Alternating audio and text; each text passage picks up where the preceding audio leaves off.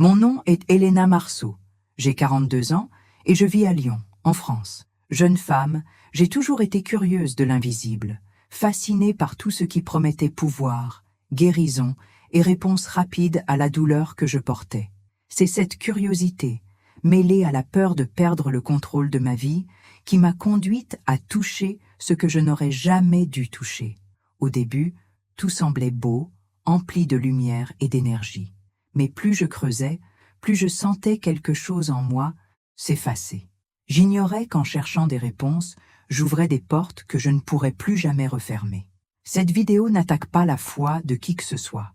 C'est simplement mon témoignage, raconté avec l'espoir que quelqu'un, en entendant mon histoire, n'aura pas à descendre aussi loin pour découvrir ce qu'est vraiment l'obscurité. Si cette histoire vous a touché, laissez un commentaire comme « Abonnez-vous à la chaîne » et écrivez dans les commentaires de quelle ville et de quel pays me « Regardes-tu » Tout commença presque imperceptiblement, comme une brise froide passant par une fenêtre entr'ouverte. Au début, ce n'étaient que des sensations étranges, un frisson sans raison, une ombre qui semblait bouger dans un coin de mon champ de vision, un léger bruit de pas quand j'étais seule. Je me disais que c'était mon imagination, que j'étais peut-être fatiguée, mais les nuits devinrent trop longues. Des rêves saisissants me tourmentaient, remplis de voix qui m'appelaient, de promesses, de pouvoir et de protection, et de silhouettes obscures qui semblèrent m'observer. À mon réveil, mon corps était lourd, comme si j'avais lutté contre quelque chose d'invisible. Au début, je me sentais unique. Je croyais développer une sensibilité spirituelle, un don que peu possédaient. On me demandait conseil, et je me sentais important. J'ai commencé à étudier les rituels, les cristaux et les symboles anciens. Chaque nouvelle connaissance me donnait le sentiment d'être plus fort, plus proche d'une puissance qui contrôlait ce que les autres craignaient. Mais, parallèlement à ce sentiment de pouvoir, quelque chose de silencieux et d'obscur grandissait en moi, une présence constante, comme si quelqu'un observait chacune de mes pensées. Les voix devinrent plus claires. Parfois, elles me réveillaient en murmurant des mots dans des langues que je ne comprenais pas. D'autres fois, je sentais simplement leur souffle chaud dans mon oreille. J'ai commencé à éviter de dormir, buvant du café pour rester éveillée. Ma santé commença à se détériorer. J'ai perdu l'appétit, mon poids a chuté rapidement et ma peau est devenue pâle. Mon entourage me disait que j'avais l'air épuisée, mais personne n'imaginait ce qui se passait réellement au petit matin. À l'intérieur de la maison, les objets semblaient se déplacer d'eux-mêmes. Les bougies brûlaient de flammes bleues. Les plantes se fanaient pendant la nuit.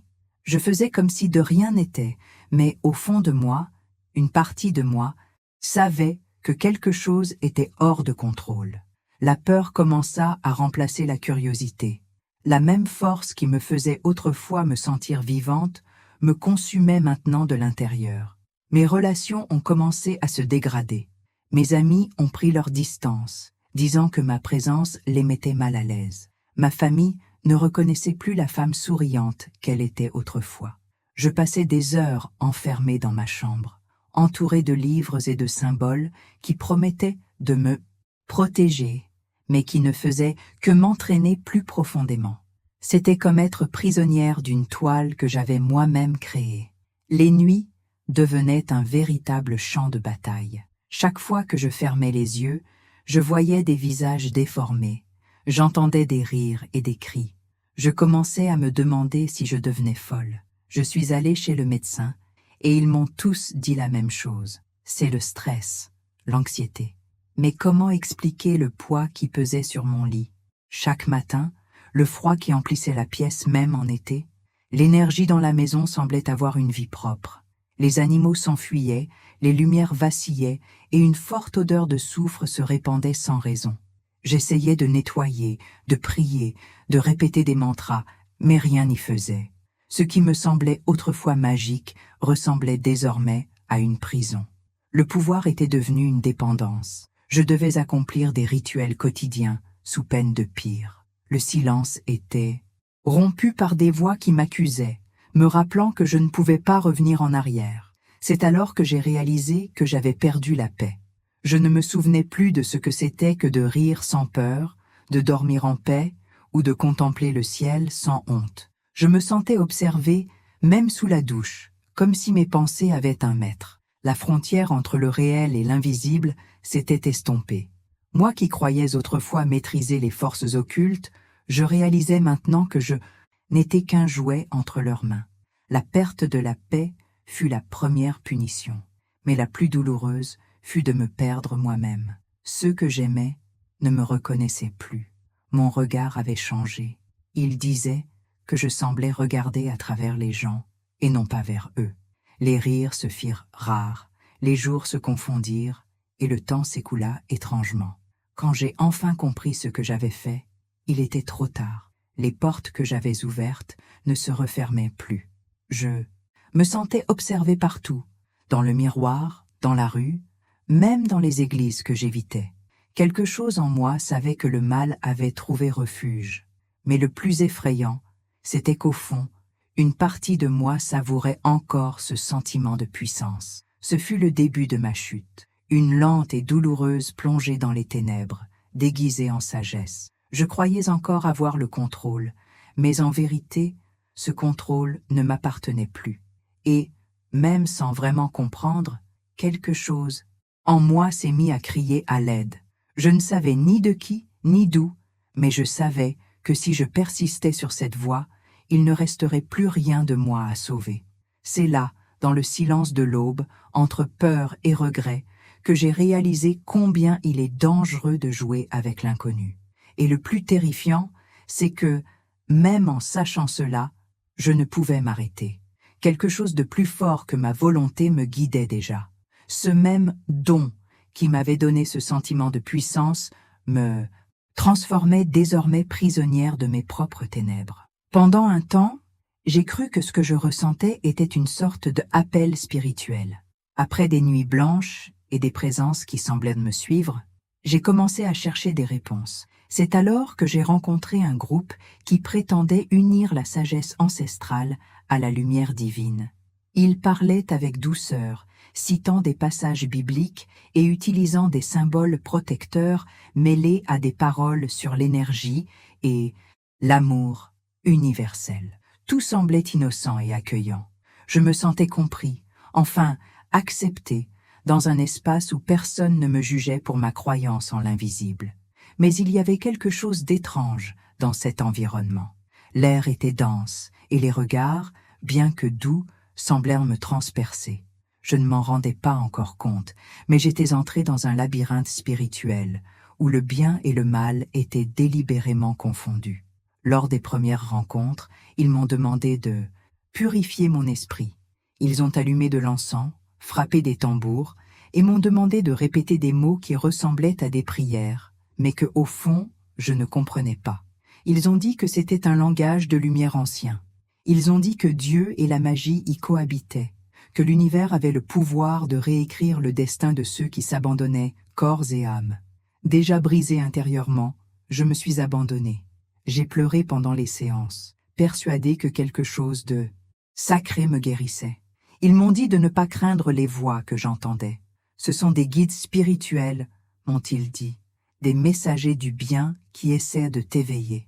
J'y croyais, et plus j'y croyais, plus je m'éloignais de la paix véritable. Je me sentais flotter entre deux mondes, l'un de lumière trompeuse, l'autre d'ombre grandissant dans le silence. Les présences qui m'avaient auparavant effrayé ont commencé à se présenter comme des amis spirituels.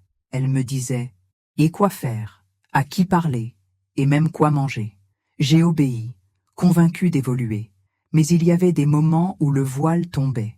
Certains mots me donnèrent des frissons, certains rituels me coupèrent le souffle. Je me souviens d'une nuit où le chef du groupe, un homme calme et à la voix douce, m'a regardé profondément et m'a dit « La lumière a besoin des ténèbres pour exister ».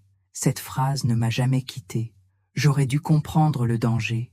Il parlait d'amour, mais l'atmosphère empestait la peur. À chaque rencontre, quelque chose en moi s'estompait un peu plus. J'avais l'impression d'être aspiré à sec. Mon corps réagissait, fièvres inexpliquées, douleurs thoraciques, vertiges soudains. Et pourtant, On me disait que c'était des signes de purification spirituelle. Cette douleur était le prix de l'illumination. J'ai commencé à rejeter tout ce qui me rappelait la foi simple que j'avais apprise enfant. J'ai troqué les prières contre des mantras et la Bible contre des livres d'invocation et de symboles mystérieux. Je répétais des mots sans comprendre, tandis que mon âme réclamait le silence. Au fil du temps, je suis devenue l'une des plus respectée du cercle. On disait que mon énergie était puissante, que j'attirais des entités puissantes, mais leur regard, chaque fois qu'ils me félicitaient, était le même. Un regard froid et distant, comme s'ils voyaient en moi quelque chose que je ne voyais pas. Parfois, je sentais une présence se déplacer derrière moi pendant les rituels. Une ombre dense, presque humaine, mais faite d'un vide qui glaçait l'air. Quand je leur ai dit cela, ils ont souri et m'ont dit « C'est votre gardien ». Je croyais cheminer vers la lumière, mais plus je me sentais illuminée, plus ma vie s'assombrissait. Mes relations personnelles se dégradaient. J'évitais les personnes croyantes, disant qu'elles vibraient bas. J'ai commencé à rejeter mes amis et ma famille, et je ne vivais que pour les rassemblements. Je croyais qu'au-delà de là, le monde était aveugle et contaminé. C'était le même isolement que j'avais autrefois ressenti avec peur, désormais déguisé en élévation spirituelle. Parfois, le chef organisait des séances de purification. Il prétendait que cela chasserait la négativité. Mais ce qui se passait était quelque chose que je ne peux même pas décrire complètement. Les lumières vacillaient, l'air devenait lourd, et finalement, je tombais par terre, en pleurs et tremblant. On disait que c'était la libération. Mais je me sentais de plus en plus faible, de plus en plus vide. Quand je me regardais dans le miroir, mes yeux semblaient plus sombres. C'était comme si quelque chose en moi prenait forme, une présence qui ne m'obéissait plus, mais me commandait. J'ai commencé à remarquer que dans les conversations entre les dirigeants, il existait un langage secret. Ils parlaient d'alimenter la lumière et d'ouvrir des portails, toujours sur un ton solennel. Je ne comprenais pas leur signification, mais quelque chose me disait qu'il ne s'agissait pas de foi, mais de pouvoir, ce pouvoir qui consume. Un soir, après un de ces rituels, je suis rentrée chez moi et j'ai ressenti un étrange silence. L'air était immobile, comme si le temps s'était figé. J'ai essayé de prier, mais les mots se sont figés. Pour la première fois depuis des années, j'ai ressenti la peur de quelque chose que je ne pouvais voir, mais qui était avec moi. Et à cet instant, j'ai compris que, malgré tous, leurs discours sur la lumière, l'amour et l'énergie, rien de tout cela n'était Dieu. La fausse lumière m'avait séduit avec des promesses de connaissance, de guérison et de libération, mais elle ne m'avait livré qu'à l'esclavage spirituel.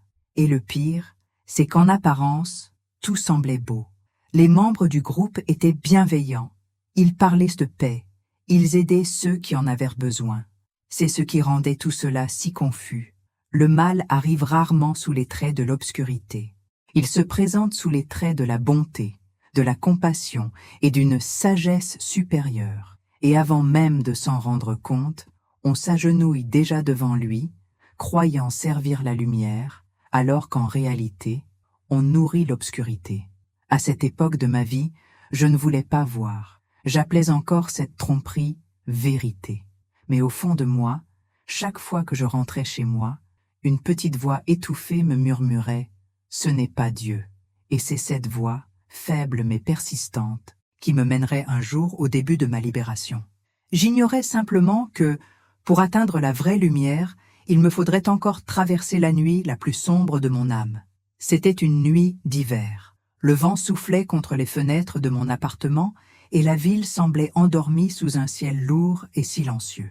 Nous avions programmé un autre de nos rassemblements spirituels, un rituel de renaissance énergétique, comme il l'appelait.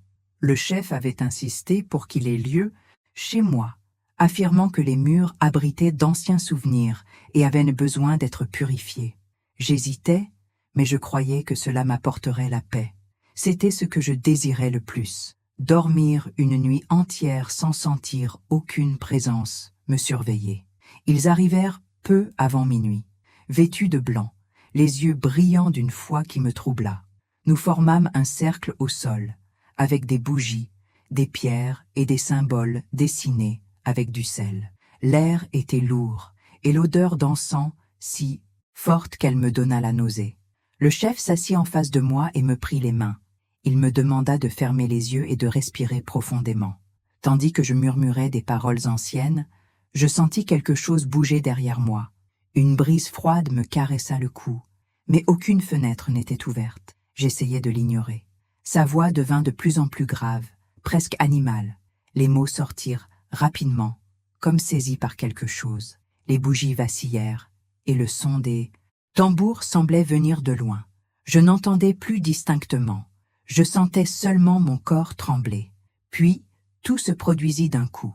Les bougies s'éteignirent toutes seules, et le silence hurla mon nom.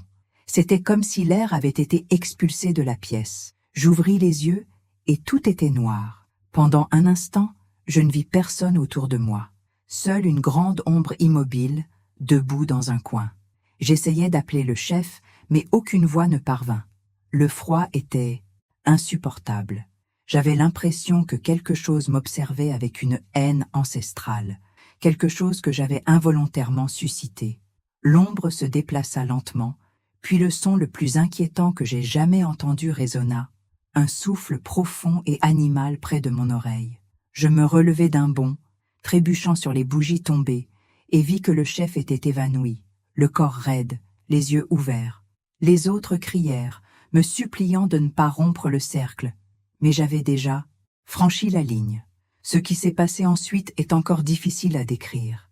Les lumières de la maison ont commencé à vaciller, les portes ont claqué, et une force invisible m'a plaqué contre le mur. J'étais paralysé, incapable de bouger un muscle. J'avais l'impression que des milliers de voix murmuraient dans ma tête, chacune promettant quelque chose de différent. Pouvoir, vengeance, amour, domination. Certaines disaient que j'étais déjà à elles. D'autres riaient, se moquant de ma tentative de fuite. Quand j'ai pu respirer, j'ai réalisé que des larmes coulaient sur mon visage, mais que je ne pleurais pas. C'était comme si une autre partie de moi pleurait. Quelques minutes plus tard, tout cessa. Les bougies se rallumèrent et le chef se réveilla. Il me regarda avec un sourire étrange, presque fier, et dit « Maintenant, tu es prêt. L'obscurité t'a choisi pour briller. » Ces mots me glacèrent plus que le vent qui soufflait par les fentes de la fenêtre. Je voulais croire qu'il s'agissait d'une illusion collective, d'une erreur, mais au fond de moi, je savais que j'avais été témoin de quelque chose qui n'avait rien à voir avec ce monde. Les jours suivants, rien n'était plus pareil. L'atmosphère chez moi était différente, pesante, comme si quelqu'un était toujours là. Des ombres semblaient se déplacer au coin de mes yeux, et le reflet dans le miroir n'était plus seulement le mien. Les plantes mouraient, l'horloge s'arrêtait, et les appareils électroniques s'allumaient tout seuls au petit matin. J'essayais d'agir naturellement, mais la sensation d'être observé était constante. Le sommeil devenait impossible. Chaque fois que je fermais les yeux, je voyais la grande ombre se tenir au pied du lit. Parfois, elle s'approchait. D'autres fois, elle se tenait simplement là, immobile, attendant. J'ai commencé à éviter le groupe. Il invoquait des excuses pour ne pas assister au rituel, mais il persistait. Le chef m'envoyait des messages disant que la transformation était en cours et que la peur était un signe de résistance. Je savais que quelque chose avait profondément changé. C'était comme si j'avais été marqué. Chacun de mes faits et gestes semblait surveillé, chacune de mes pensées observée. Même mon corps commençait à réagir. Je me réveillais avec des bleus inexpliqués, de fines coupures sur les bras et un épuisement qui me faisait m'évanouir pendant la journée. Une nuit, je me suis réveillé au son de mon nom murmuré dans l'obscurité.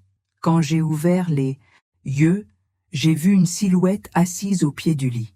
Ce n'était pas une ombre, c'était réel, solide, avec des yeux brillants comme des braises. Je suis resté immobile.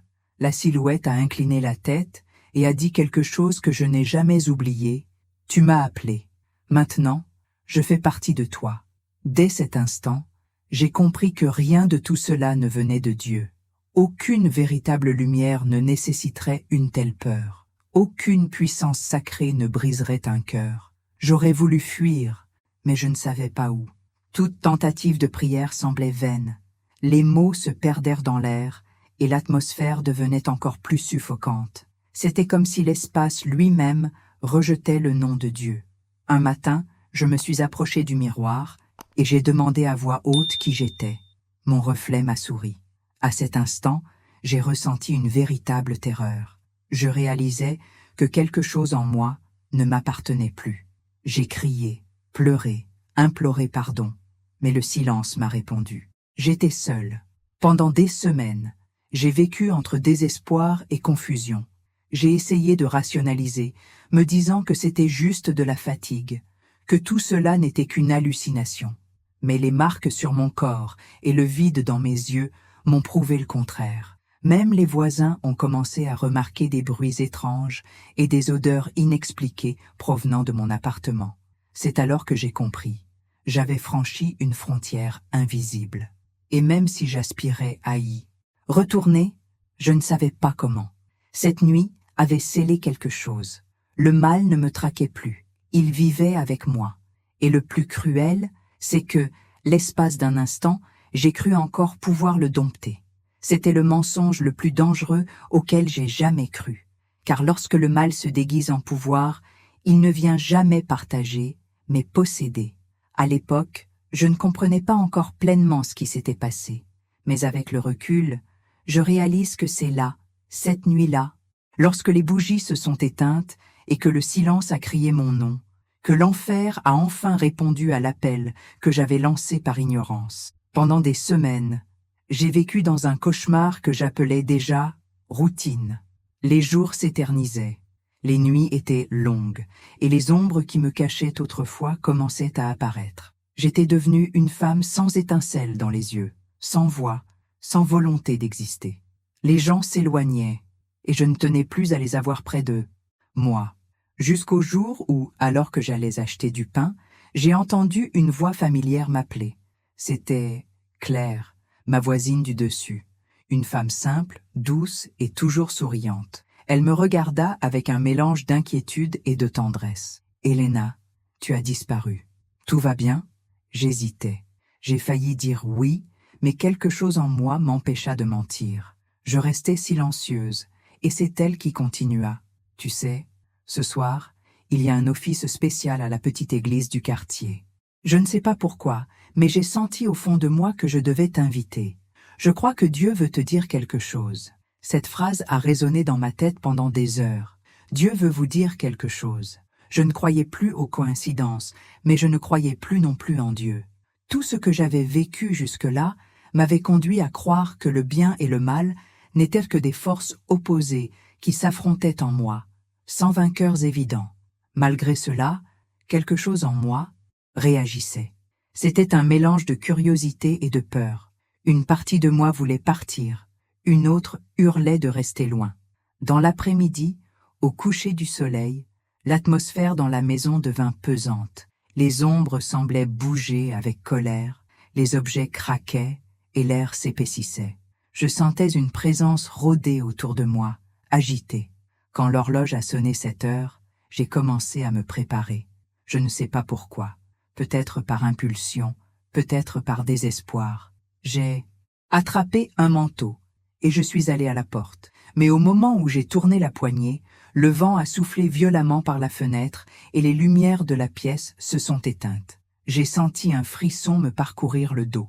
C'était comme si quelque chose essayait de m'empêcher de partir. L'espace d'un instant, une voix a murmuré à mon oreille. « Tu n'es pas obligé d'aller là-bas. Ils ne peuvent pas te sauver. » Je suis resté immobile.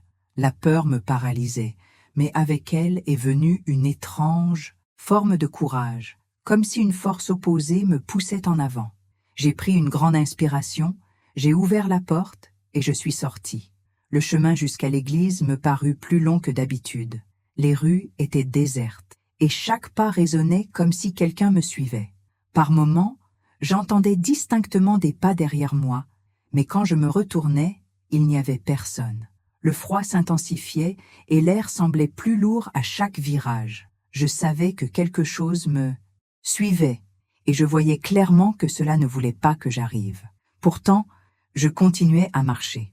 En apercevant la petite église au bout de la rue, j'ai ressenti un soulagement momentané. Les lumières jaunes des fenêtres semblaient accueillantes, mais dès que je me suis approché, mon corps a réagi étrangement. Une lourdeur dans la poitrine, une irrésistible envie de faire demi-tour. L'air autour de la porte était différent, presque comme une barrière invisible. Mes pieds tremblaient et mon cœur battait la chamade comme s'il allait exploser. Je savais que c'était la frontière entre deux mondes. Claire m'attendait dehors, souriante. Voyant mon hésitation, elle me tendit la main et dit « Viens, Helena, entre, tu n'as rien à dire ». Ce simple geste fut le coup de pouce dont j'avais besoin. Mais alors que je faisais un premier pas vers la porte, un vent violent surgit de nulle part, faisant tomber les feuilles et vaciller les lumières. Claire regarda autour d'elle, surprise. Je savais ce que c'était. Quelque chose essayait de m'arrêter. Dès que j'ai franchi le seuil, j'ai senti mon corps frissonner. Un frisson m'a parcouru les jambes et l'air m'a semblé changer du tout au tout. L'église était petite, mais l'atmosphère dégageait une chaleur que je n'avais pas ressentie depuis des années. Les gens chantaient doucement, et le son semblait venir de loin. J'étais assis au fond, essayant de me fondre dans la masse, mais tous mes sens étaient en alerte. J'avais mal à la tête, l'estomac noué, et un bourdonnement résonnait dans mes oreilles. Le pasteur, un homme d'apparence simple au regard fixe, commença son prêche. Il parla de délivrance, de chaînes invisibles qui enchaînent l'âme et empêchent la lumière d'y pénétrer. Chaque mot semblait transpercer mon esprit comme une lame. Il ne me regardait pas directement, mais j'avais l'impression qu'il me parlait. J'essayais de détourner le regard, mais c'était impossible. « Certains ici pensent avoir le contrôle, » dit-il. Mais ils ont oublié que l'ennemi ne fait que feindre d'être amical tout en détruisant le cœur. Mon corps tout entier frissonna. Je n'avais rien dit à personne. Et pourtant, il me décrivit ma vie en détail. Les lumières du temple commencèrent à vaciller et l'air se fit plus froid.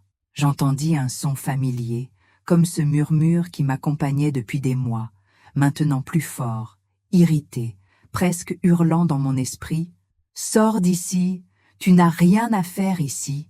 J'ai fermé les yeux et me suis mise à pleurer en tremblant. Claire m'a tenu la main et j'ai ressenti quelque chose de différent, une légèreté, une chaleur que je n'avais pas ressentie depuis mon enfance. À cet instant, le pasteur se tut et demanda le silence. Il dit « Il y a ici quelqu'un qui mène un combat que le monde ne voit pas, mais sache que l'enfer ne gagne pas quand le cœur capitule. » Ces mots résonnèrent en moi comme s'ils avaient été prononcés directement par Dieu lui-même. La douleur qui me consumait commença à se mêler à un sentiment de soulagement, mais en même temps, une force invisible me tira en arrière, tentant de m'éloigner.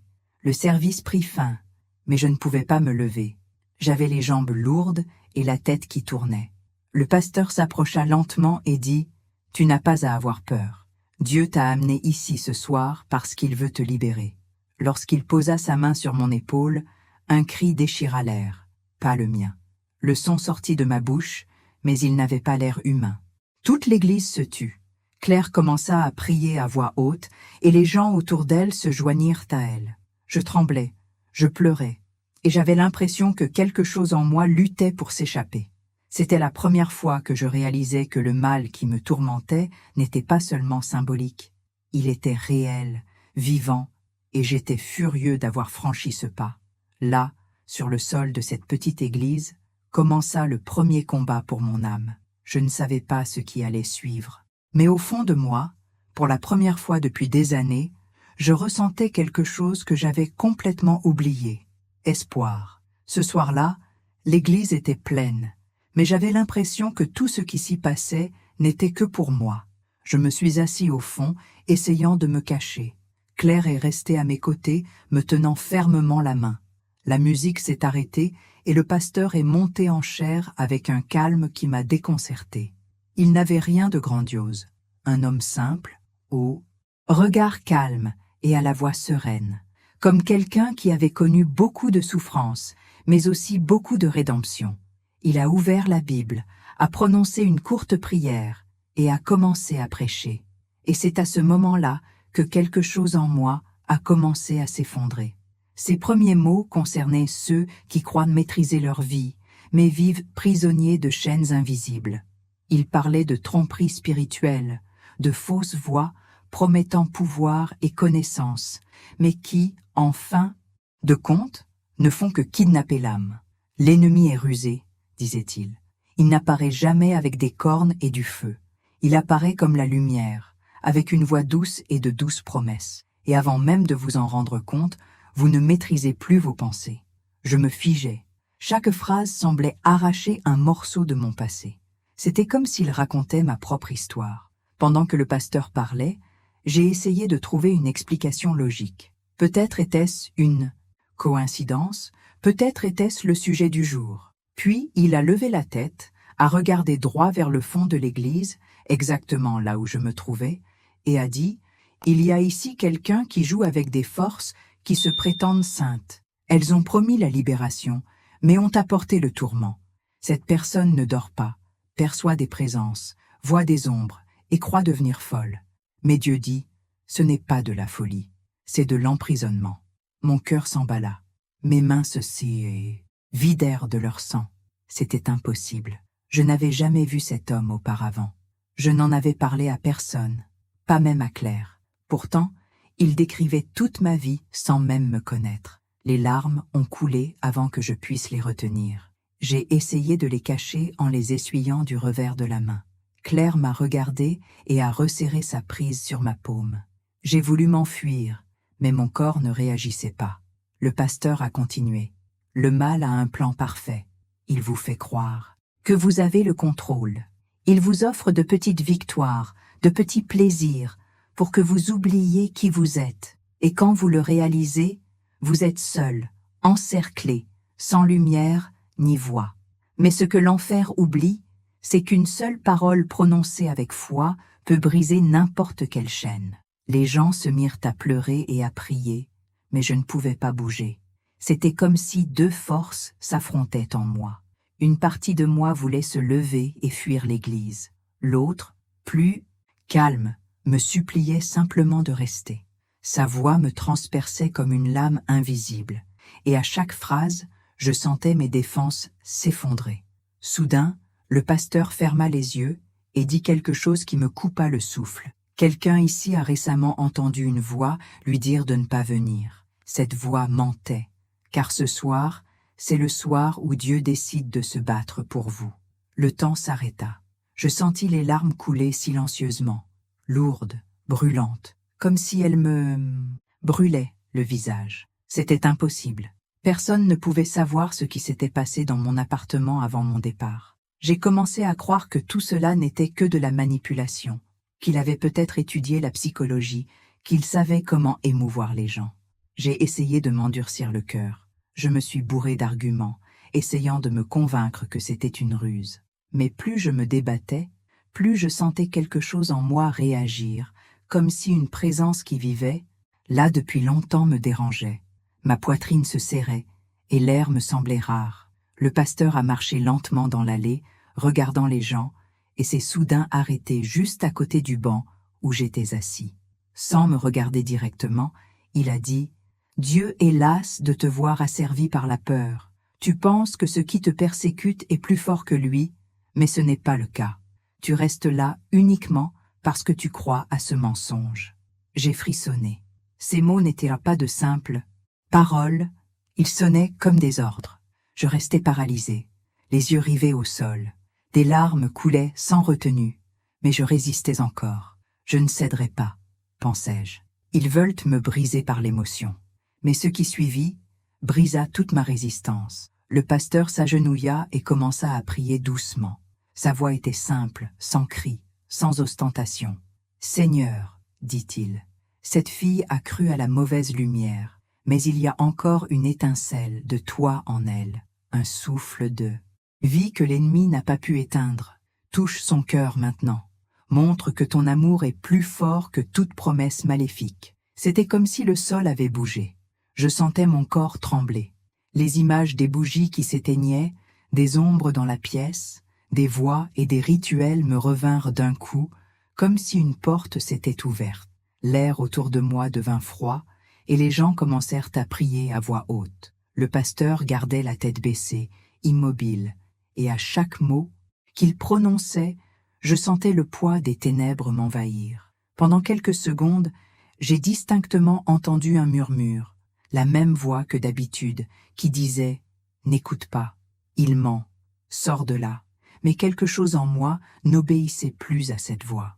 Pour la première fois, la peur se mêlait à quelque chose de nouveau, la colère. Colère contre ce qui m'avait été volé, contre la paix que j'avais perdue, contre la prison que j'avais construite en croyant être la liberté.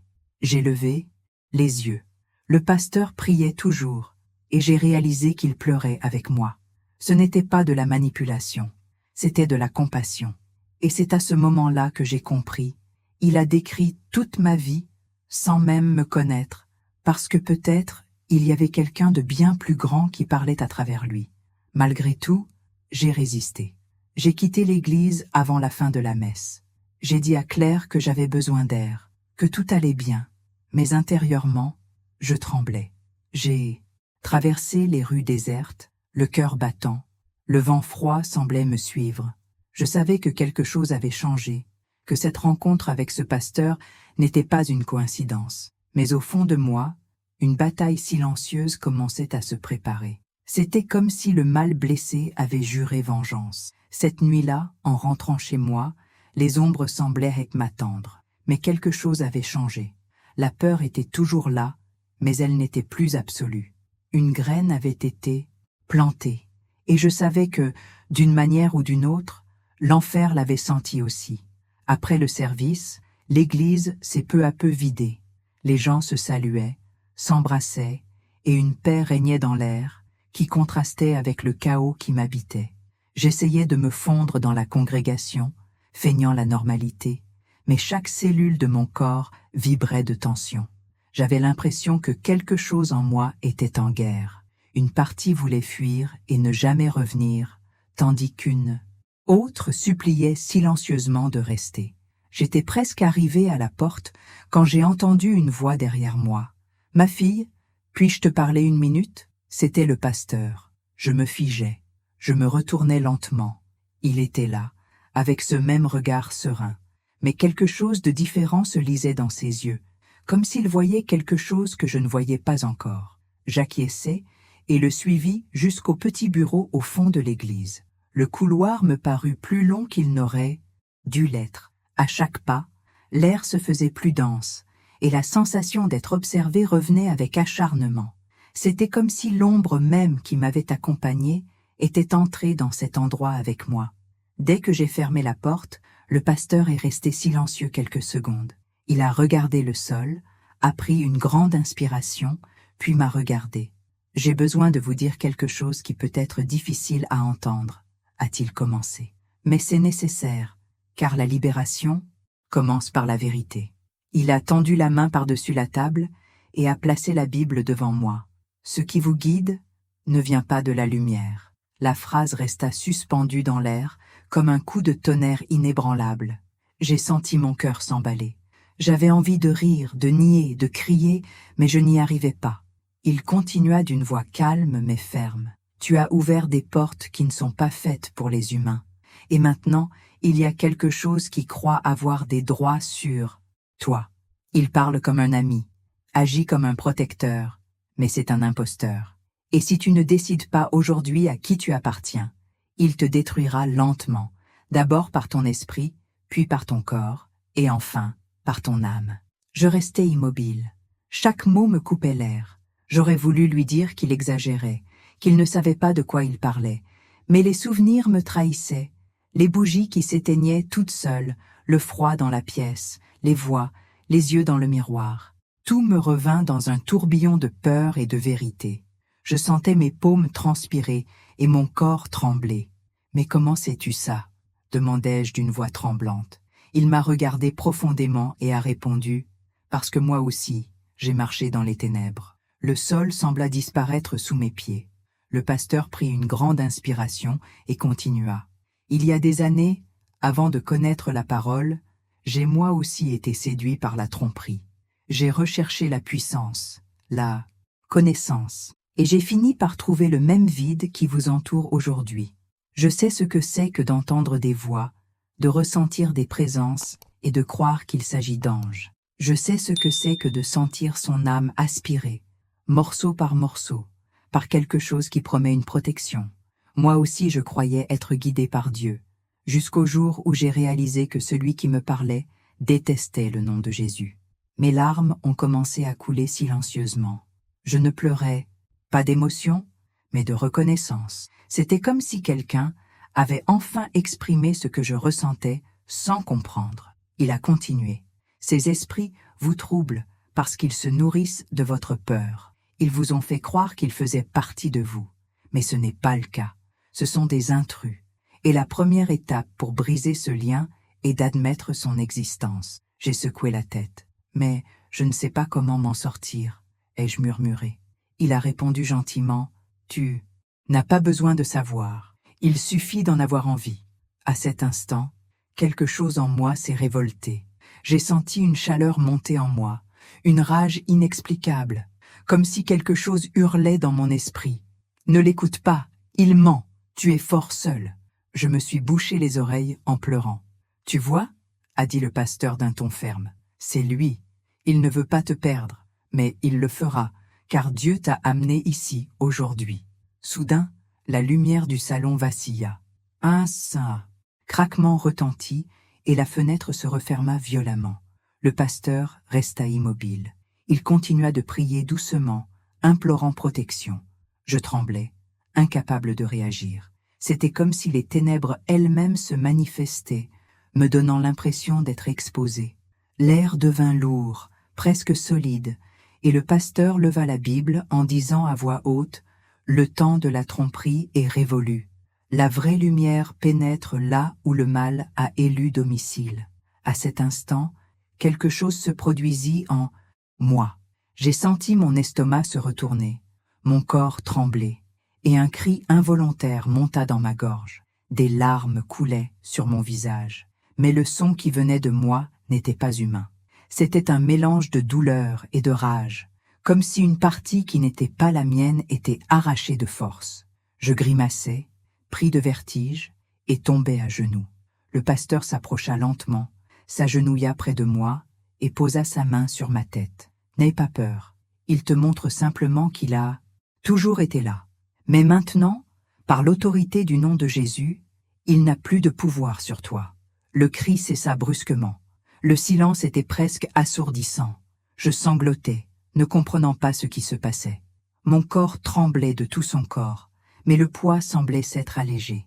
Pour la première fois depuis longtemps, j'avais l'impression de pouvoir respirer profondément sans que l'air ne paraisse lourd. Le pasteur m'aida à me relever, son regard exprimant qu'il savait que le combat n'était pas terminé, mais que quelque chose d'important avait commencé. « Ce n'était qu'un premier pas, » dit-il. « Ce qui était caché a été révélé.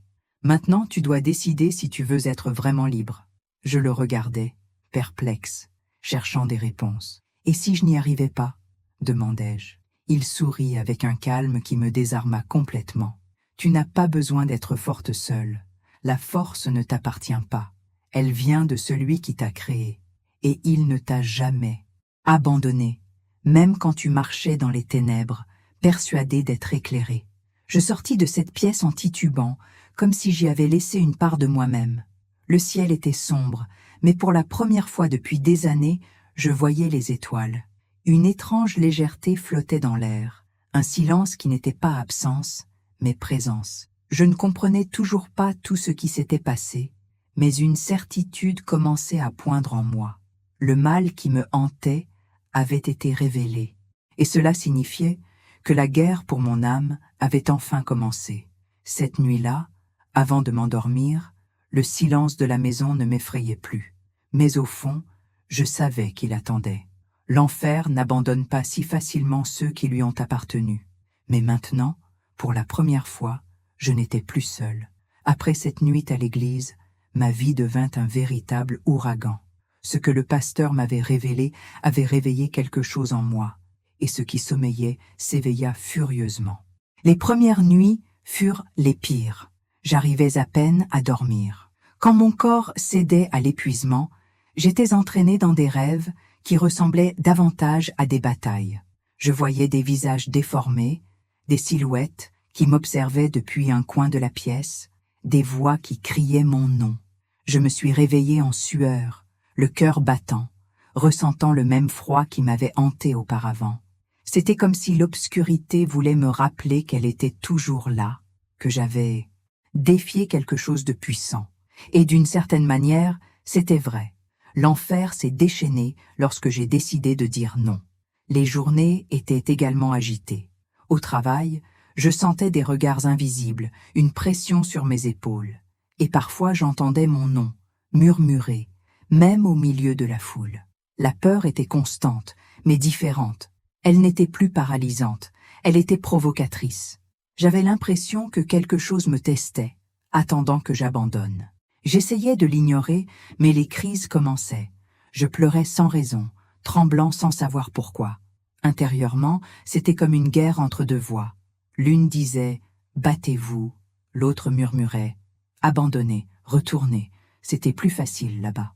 Le pasteur a commencé à me rendre visite, à prier avec moi, à m'enseigner le jeûne et la confession. Il m'a dit que le mal se nourrit du silence et de la culpabilité, et que la délivrance exige la vérité. Parler du passé me faisait mal. Chaque souvenir d'un rituel, chaque nom que j'invoquais, chaque promesse que je faisais, c'était comme rouvrir des plaies encore saignantes. Mais il insistait. C'est ainsi que l'ennemi perd son pouvoir, quand on révèle ce qu'il a essayé de cacher. J'ai passé des jours à pleurer, à tout confesser, même des choses que j'avais moi-même oubliées. Et à chaque confession, le poids s'allégeait un peu. J'ai commencé à prier. Au début, c'était étrange. Mes mots restaient bloqués. Mon esprit était distrait, et une profonde fatigue m'envahissait chaque fois que j'essayais de parler à Dieu. Parfois, je sentais des picotements dans mon corps et j'avais envie d'abandonner, comme si quelque chose me repoussait. Mais le pasteur m'a appris à résister. Priez même quand vous n'en avez pas envie. La foi naît quand la peur s'intensifie et que vous priez quand même. J'en ai fait ma routine. Me réveiller et prier, même quand je pleurais. M'endormir et prier, même quand je n'y croyais pas. Le jeûne est venu ensuite. Je me souviens de la première fois. J'ai passé des heures à ressentir de la colère, des vertiges et une faim plus spirituelle que physique. Le pasteur m'a expliqué que le jeûne ne concernait pas le corps, mais la maîtrise de l'âme. Quand on dit non à la chair, l'esprit commence à respirer, disait-il.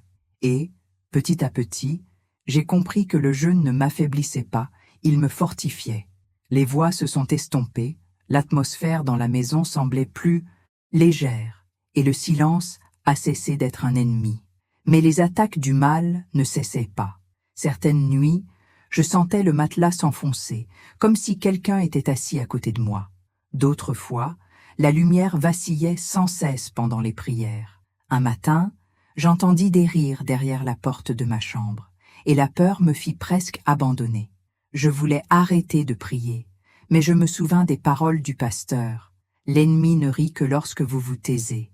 Je pris la Bible qu'il m'avait donnée, l'ouvris au hasard et la lus à voix haute, tremblante. C'était la première fois que je sentais une chaleur me parcourir, une présence différente, ferme, comme si quelque chose d'invisible m'enlaçait.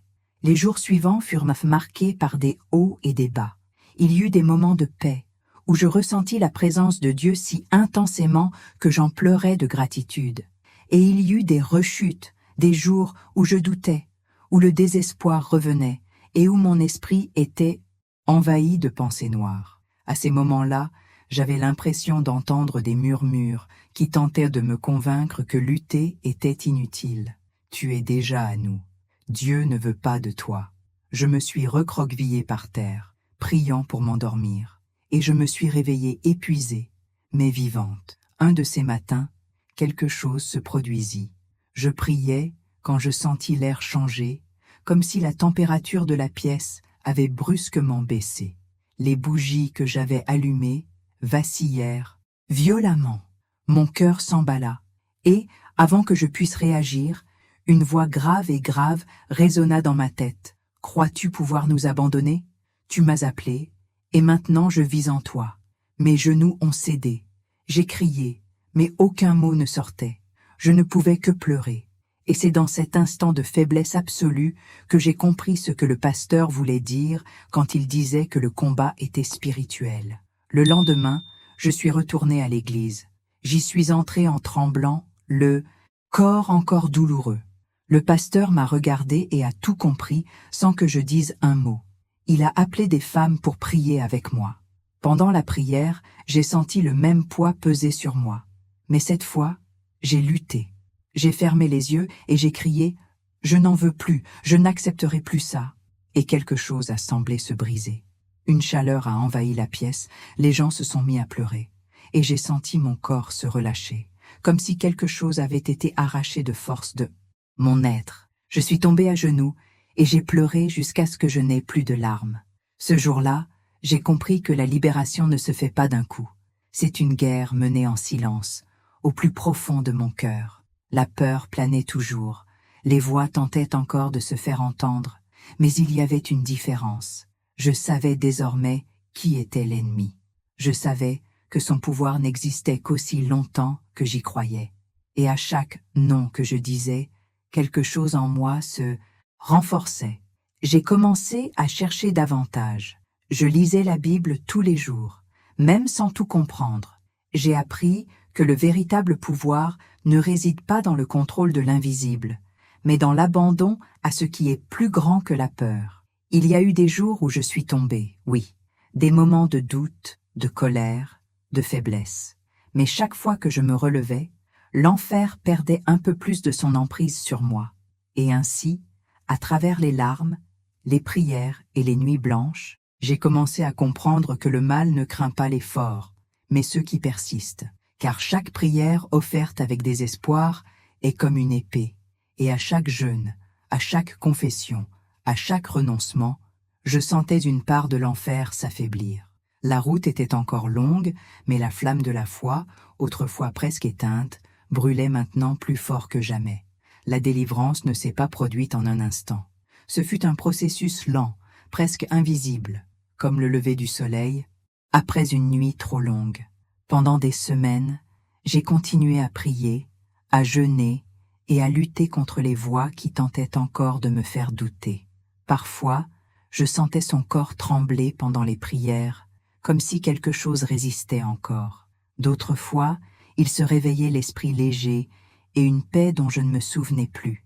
À chaque petite victoire, le pasteur me disait que j'étais plus proche de la vraie lumière. Au début, je n'y croyais pas. Je pensais que je ne serais plus jamais la même. Mais petit à petit, j'ai compris que je n'avais peut-être pas besoin de revenir en arrière. Peut-être que Dieu me reconstruisait de zéro. Une nuit en particulier marqua la fin de cette guerre. J'avais passé la journée entière à jeûner, demandant à Dieu de me libérer complètement. Au coucher du soleil, je me suis agenouillée par terre dans le salon, j'ai allumé une simple bougie et j'ai commencé à prier. J'ai parlé à Dieu comme on parle à un père, sans phrases compliquées, sans répétition. J'ai simplement confessé « J'ai peur, Seigneur. J'ai peur de ce que j'ai vécu, de ce que j'entends encore, de ce que j'étais. Mais si tu me veux encore, je me rends. » Et à cet instant, l'atmosphère changea. L'atmosphère devint légère, chaleureuse, et un profond silence m'enveloppa. J'ai fermé les yeux et j'ai senti quelque chose me toucher l'épaule, non pas comme avant, lorsque le contact était froid et lourd, mais doux, comme un geste de réconfort. Les larmes ont commencé à couler sans retenue et une chaleur indescriptible m'a envahi la poitrine. Ce n'était pas du feu, c'était une présence. Pour la première fois, je n'avais plus peur de ce que je ne pouvais voir. C'était comme si Dieu lui-même était entré dans ce petit espace et avait dit « Assez, maintenant c'est à moi de jouer ». J'ai pleuré, sangloté, et à travers mes larmes, j'ai compris que quelque chose en moi se brisait. L'orgueil, la peur, la culpabilité. Tout ce qui m'emprisonnait s'est dissous dans un sentiment d'amour si profond qu'il n'y avait pas de mots. Je me suis souvenu de chaque nuit de terreur, de chaque rituel, de chaque voix qui me maudissait, et soudain, j'ai compris ce qu'était la vraie liberté. Ce n'était pas le silence des ténèbres, c'était le son du pardon. J'ai ressenti le besoin de rendre grâce, et je l'ai fait à voix haute encore et encore. Merci Seigneur, merci d'exister encore, merci que le mal n'est pas gagné. Et à mesure que ces mots sortaient, une paix m'enveloppait. Mon corps était léger, mon esprit silencieux. C'était comme si le poids que je portais depuis des années s'était allégé. En ouvrant les yeux, j'ai réalisé que la bougie brûlait toujours, sans vaciller, et que la peur avait tout simplement disparu. Les jours suivants, la différence était visible. Mon visage, autrefois fatigué et pâle, avait repris des couleurs. Mes yeux, autrefois vides, reflétaient la lumière. On me disait que j'avais changé. Et c'était vrai.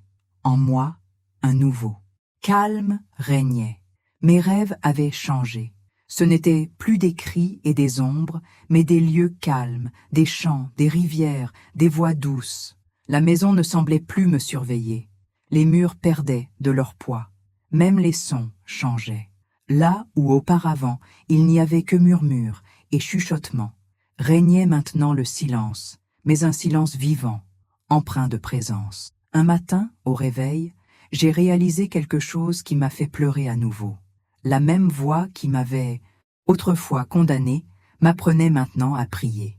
Ce n'était plus une voix de peur, mais de tendresse. Parfois, pendant la prière, je ressentais une paix si profonde que les larmes coulaient sans même que je m'en rende compte. Ce n'était pas de la tristesse, mais de la gratitude. C'était comme si Dieu me disait « J'étais là depuis toujours, attendant simplement que tu m'appelles. » Je suis retourné à l'église quelques semaines plus tard et je me suis assis sur le même banc du fond. Le pasteur m'a vu et m'a souri, sans dire un mot. Lorsque le service a commencé, j'ai fermé les yeux et j'ai rendu grâce. Les chants étaient différents, non pas parce qu'ils avaient changé, mais parce que, pour la première fois, je les écoutais avec un cœur pur. Les voix autour de moi se sont mêlées et se sont élevées comme un seul son. Et à cet instant, j'ai compris ce que c'était que de ressentir la présence réelle de l'Esprit de Dieu. En quittant l'église, Claire m'a serré dans ses bras et m'a dit « Tu es radieuse ». J'ai souri, incapable de répondre. Au fond de moi, je savais que cette lumière n'était pas la mienne, mais la sienne.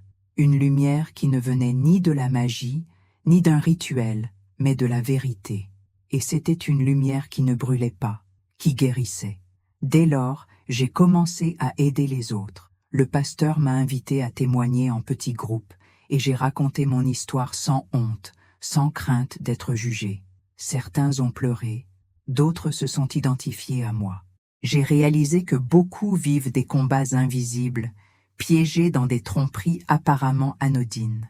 C'est pourquoi j'ai décidé de ne pas me taire. Aujourd'hui, en y repensant, je comprends que tout ce que j'ai vécu m'a conduit au moment où Dieu a pu agir pleinement. S'il m'avait libéré plus tôt, je n'aurais peut-être pas compris la valeur de la grâce. Mais maintenant, je sais que rien n'est plus fort que l'amour de Dieu, et aucun pacte avec les ténèbres ne peut résister à la lumière qui vient du ciel. J'ai encore des cicatrices, des souvenirs de nuits sombres, mais ils ne me font plus mal. Ils sont simplement la preuve que la guerre a existé et que j'en ai été sauvé. Car la vraie victoire ne consiste pas à ne jamais tomber, mais à se relever quand le mal pense avoir gagné. Aujourd'hui, je prie pour tous ceux qui sont là où j'étais autrefois. Je prie pour ceux qui croient qu'il n'y a pas d'issue, pour ceux qui perçoivent des présences et se croient perdus. Je prie pour ceux qui confondent pouvoir et lumière, car je sais ce que c'est. Je l'ai vécu, et je peux l'affirmer. Le mal peut mentir, mais la présence de Dieu ne trompe pas. Elle n'a pas besoin de preuves, elle transforme, tout simplement. Si vous m'entendez maintenant, souvenez-vous. Peu importe le chemin parcouru ou à quel point l'obscurité vous a fait croire qu'il était trop tard, il existe une lumière qui ne s'éteint jamais. Et lorsqu'elle vous trouve, l'enfer se déchaîne. Aujourd'hui, je suis libre. Et quand je dis libre, je ne parle pas seulement de quelque chose qui me hantait, mais de tout ce qui me donnait le sentiment d'avoir besoin d'être forte seule. J'ai découvert que la vraie force ne vient pas de la maîtrise de l'invisible, mais de l'abandon à l'amour que le monde ne comprend pas.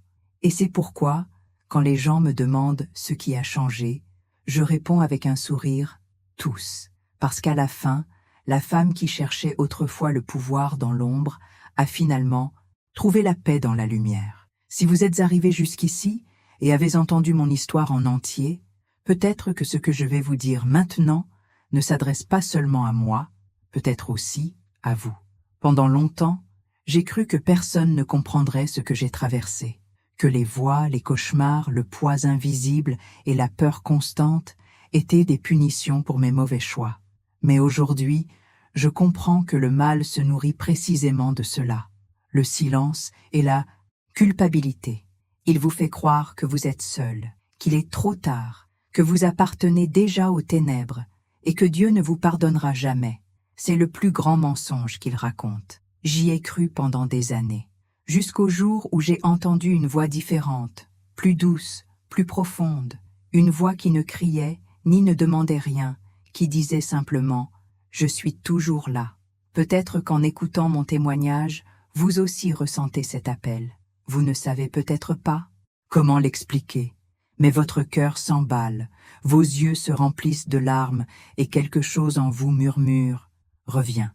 Ce n'est pas une coïncidence, c'est Dieu qui vous appelle à la vie, car le mal se déguise en sagesse, se pare de lumière, se présente comme la liberté, mais seul l'amour de Dieu libère vraiment.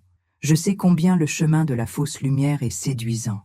Il promet pouvoir, contrôle et réponse rapide. Il vous fait croire que vous pouvez guérir seul, sans l'aide de personne. Au début, cela semble beau, jusqu'au jour où vous réalisez que la même force qui vous promettait la liberté vous a rendu esclave de la peur. C'est ce que j'ai vécu. Le mal n'est pas arrivé en hurlant. Il est arrivé en souriant, offrant réconfort, compréhension et secret. Et lorsque j'en ai pris conscience, je n'étais plus maître de moi. Mais il y a une chose que l'enfer ne comprend jamais. L'amour de Dieu n'abandonne jamais. Il pénètre là où personne n'ose. Il atteint ceux qui ont été oubliés, ceux qui se croyaient perdus, ceux qui croient qu'il est trop tard. Si j'ai pu être restauré, si mon esprit a été libéré, si le silence qui me tourmente aujourd'hui est un refuge de paix, alors tout le monde le peut aussi. Peu importe ce que vous avez fait, ce que vous avez dit, à quel point vous vous êtes impliqué dans des choses que vous n'auriez pas dû. Dieu ne recherche pas des personnes parfaites. Il recherche des cœurs qui se brisent encore devant la vérité. Durant ma délivrance, j'ai appris une devise que je garde précieusement. Le mal déteste le repentir, car il sait que l'humilité détruit l'orgueil qui le soutient. Le jour où je me suis agenouillé pour demander de l'aide, les ténèbres ont commencé à se dissiper. Non pas parce que j'étais fort, mais parce que j'ai admis que je ne l'étais pas. La puissance de Dieu commence là où la nôtre s'arrête. Aujourd'hui, je vis dans une paix indescriptible. La maison, autrefois plongée dans l'obscurité, est désormais pleine de vie. Je dors fenêtres ouvertes et me réveille avec gratitude. Les rêves ne sont plus des tourments, mais des rappels de ce que j'ai surmonté. Les voix se sont tues, et ce qui m'accusait autrefois m'apprend maintenant à prier. La présence de Dieu est aussi réelle que l'air que je respire. Et lorsque je ferme les yeux, je ressens la même chaleur que cette nuit où je me suis totalement abandonné. Je dis cela parce que je sais que des gens qui me regardent vivent à la même chose que moi. Ils sont envahis par la peur, persuadés que ce qu'ils ressentent est inexplicable. Certains pensent devenir fous, que le monde ne comprendra pas, et peut-être que le monde ne comprend pas vraiment. Mais Dieu comprend. Il voit chaque larme, chaque prière étouffée, chaque tentative de recommencer. Et il vous attend patiemment, sans hâte, sans jugement, avec le même amour qui m'a touché. Peut-être as-tu peur de l'approcher, pensant être rejeté pour tout ce que tu as fait. Je le pensais aussi. J'avais honte de m'agenouiller, mais quand je l'ai fait, j'ai découvert qu'il ne s'était jamais détourné de moi. C'était moi qui l'avais laissé derrière. Et le plus beau, c'est qu'il n'a pas exigé d'explication.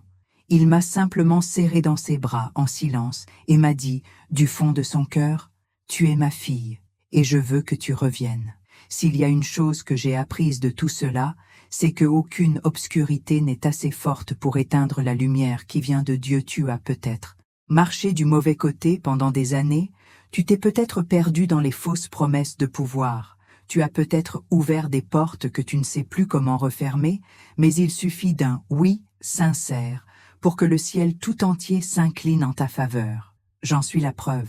La femme qui dormait autrefois entourée d'ombre se réveille maintenant au son de la paix. Alors, si cette histoire vous a touché, ne l'ignorez pas.